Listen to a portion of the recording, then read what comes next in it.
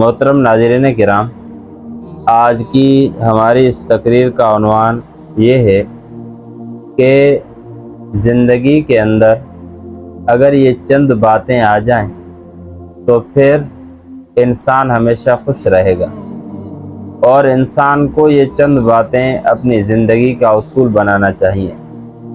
ہر آدمی چاہتا ہے کہ میں خوش رہوں، ہر آدمی چاہتا ہے کہ میرے چہرے میں رونق ہو، نورانیت ہو، لیکن ہم جو ہے ان تمام باتوں پر جو اللہ اور اس کے رسول نے بتائی ہیں ان پر عمل نہیں کرتے۔ عمل نہ کرنے کی وجہ سے نہ زندگی میں چین ہے، نہ زندگی میں سکون ہے۔ تو یہ چند باتیں میں آپ حضرات کے سامنے عرض کرتا ہوں۔ سب سے پہلی بات یہ ہے کہ اگر کوئی اس بات کا متلاشی ہے، کوئی اس بات کو تلاش کرتا ہے کہ میں خوش رہوں، ہمیشہ حشاش بشاش رہوں، ہمیشہ کوئی پریشانی میرے اوپر نہ ہو، تو پھر اس آدمی کو چاہیے کہ وہ وقت پر عبادت کرے۔ اللہ تبارک و تعالیٰ کی عبادت، مثال کے طور پہ نماز 5 وقت اللہ رب العزت نے فرض کی ہے، تو اس کو 5 وقت جو ٹائم ان کا اللہ رب العزت نے رکھا ہے اسی ٹائم پہ جماعت کے ساتھ ادا کرے۔ یا زکوٰۃ اللہ تبارک و تعالیٰ نے فرض کی ہے، تو پھر زکوٰۃ سال گزرنے کے بعد زکوٰۃ واجب ہوتی ہے، تو سال گزرنے کے فوراً بعد وہ زکوٰۃ ادا کر دے۔ اسی طرح اللہ تبارک و تعالیٰ نے روزے فرض کیے ہیں، تو رمضان المبارک کا جیسے ہی مہینہ آتا ہے تو پھر وہ روزے رکھنا شروع کر دے، بلا کسی عذر کے، بلا کسی مجبوری کے چھوڑ دینا، تو پھر ظاہر بات ہے کہ زندگی میں وہ سکون اور چین نہیں ہوگا۔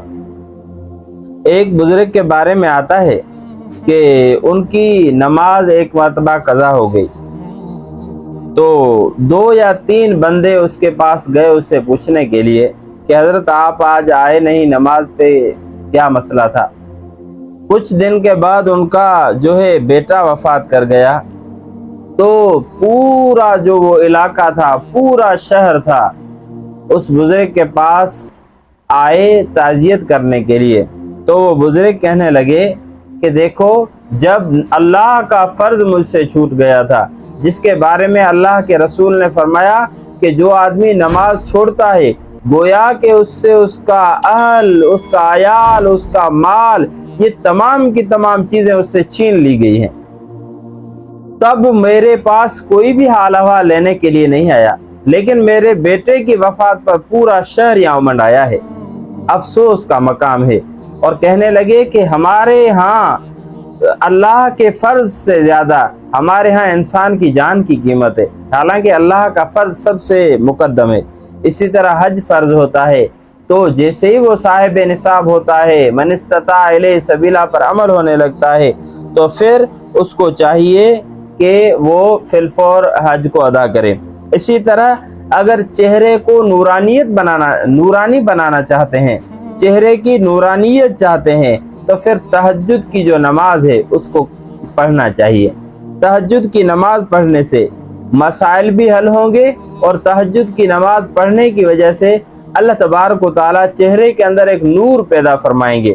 وہ حضرت مولانا نور محمد سجاولی رحمۃ اللہ علیہ، ان کے بارے میں آتا ہے کہ ان کے استاد تھے غالباً حضرت مولانا شمس الحق افغانی رحمہ اللہ۔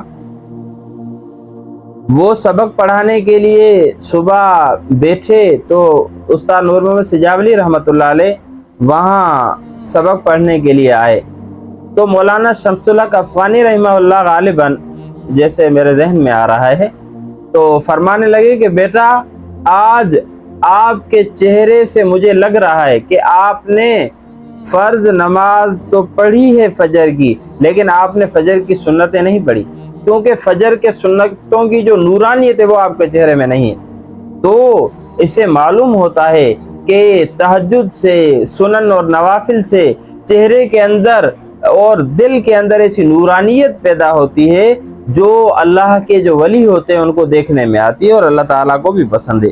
اسی طرح اگر زندگی میں سکون چاہتے ہو کہ ہم زندگی میں ہمیشہ خوش اور خرم ہوں، تو پھر लाजमी है कि कुरान मजीद की तिलावत की जाए।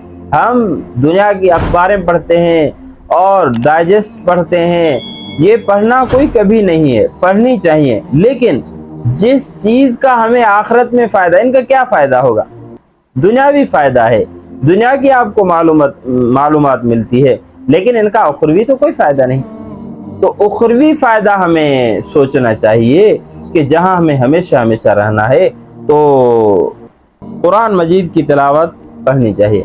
इसी तरह अगर सेहतमंद रहना चाहते हैं तो फिर रोज़े रखें, क्योंकि रोज़े रखने की वजह से मैदा खुश्क हो जाता है, क्योंकि बीमारियां जो हैं उनकी जड़ मैदा है।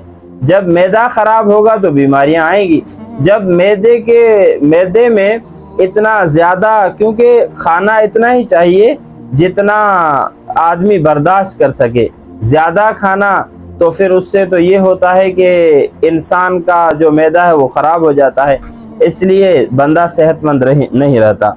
और इसी तरह मुसीबतों का अगर हल, मिसाल के तौर पे बंदा मुसीबतों में गिरफ्तार है, परेशान हाल है, तो फिर उसको चाहिए कि तौबा और इस्तिग़फ़ार करे। तौबा और इस्तिग़फ़ार की बरकत से अल्लाह तबारक व तआला जो मुसीबतें हैं उनको टाल देगा। कुरान मजीद में भी अल्लाह तबारक व तआला ने जिक्र फरमाया है कि आप परेशान हाल हैं, आप जो है कहत साली में मुब्तला हैं, आपके ऊपर मुख्तलिफ किस्मों की जो मुसीबतें हैं, परेशानियां हैं वो आ रही हैं, उनको आप ख़त्म करना चाहते हो तो फिर तौबा और इस्तिग़फ़ार करो, तो मैं तुम्हारी ये तमाम की तमाम परेशानियां जो हैं वो दूर कर दूंगा।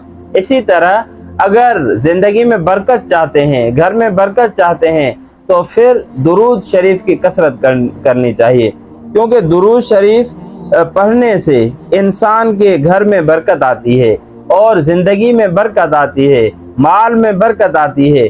और इसी तरह अल्लाह तबारक व तआला उसके ज़ात के ऊपर भी रहमतें भेजते हैं, घर पर भी रहमतें भेजते हैं, औलाद पर भी रहमतें भेजते हैं। और इसी तरह अगर मुश्किलात ख़त्म करना चाहते हैं तो फिर ला हौला वला कुव्वत इल्ला बिल्लाह की कसरत करनी चाहिए।